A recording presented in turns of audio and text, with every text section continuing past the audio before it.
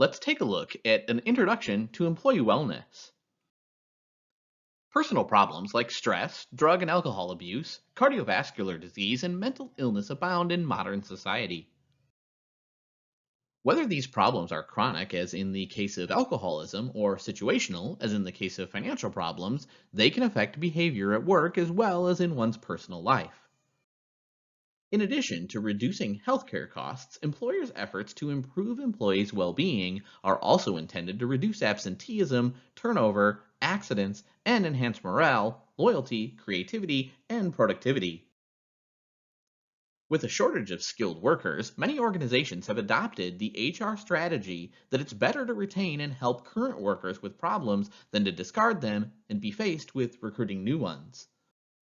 In addition to traditional HR activities like training and motivational programs, organizations are also making major investments in providing employees counseling and wellness services as a way to promote employee well being.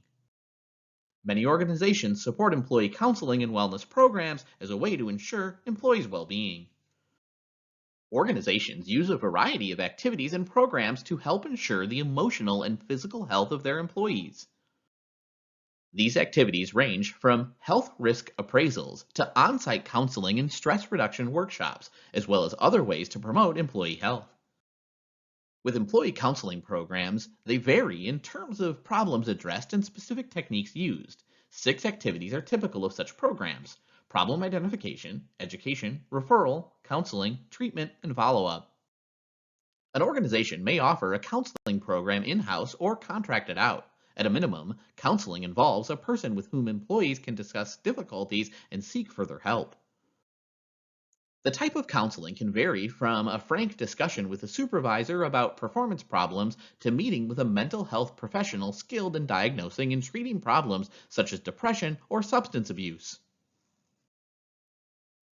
Communicating a program's services to managers, supervisors, and employees and following up with them is critical in getting organizational members to use it.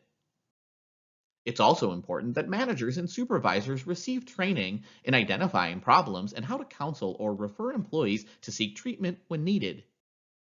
The supervisor's role in helping the employee seek treatment and supporting the treatment effort is critical to success.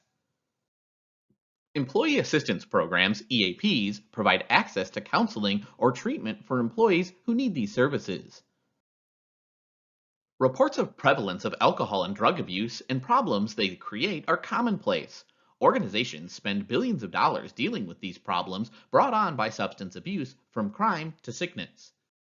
The National Institute of Mental Health has estimated that 21 million adults in the United States experience a depressive illness in any given year, and this constitutes 9.5% of the U.S. population. EAPs are based on the notion that work is very important to people and that work performance should be used to identify employee personal problems and motivate employees to seek help. Employees with personal problems may be referred by their supervisor or may contact the EAP directly and receive counseling without the supervisor's knowledge. With the effectiveness of EAPs is generally accepted, there is some controversy about them. A literature review reported that most studies claimed a 50 to 85% success rate. Reported estimates of cost savings range from $2 to $20 per dollar invested in a program. For years, stress and its effects have been a common topic in both the popular and research literature. Stress management programs or interventions, SMIs, are programs that focus on reducing the presence of work-related stressors or assisting individuals to minimize the negative outcomes of exposure to these stressors. The techniques used to treat stress vary widely, including education, time management, physical exercise, assertiveness training, biofeedback, breathing techniques, meditation, massage, and communications training. Stress has been difficult to define, which limits our ability to compare results across studies, because what's called stress in one study may differ from what's called stress in another. Educational interventions seek to inform the employee about the sources of stress, what stress feels like, how stressors can be avoided, and how the individual can better cope with stress. Skill acquisition interventions, such as time management or assertiveness training, are designed to provide employees with new ways to cope with stressors affecting their lives and performance. Stress counseling is often offered as part of an organization's employee assistance program. Well conducted studies support the effectiveness of commonly used SMI tactics. Employee wellness programs promote employee behavior and organizational practices that ensure employee health. Unlike disease prevention, wellness programs are based on the premise that wellness is more than mere absence of disease. These programs attempt to encourage individuals to adopt lifestyles that maximize overall well being. While stress management may be a component, EWPs also deal with non stress issues such as obesity, nutrition, and smoking cessation. Interest in health promotion and fitness is very strong.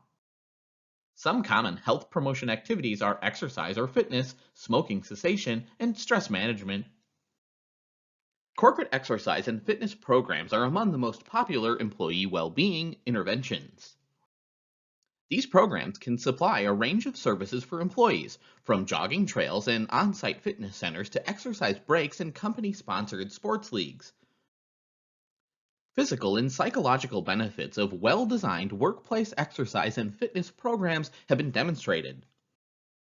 The major obstacle to the effectiveness of fitness and exercise programs may be the persuading of employees who would most benefit from them to participate.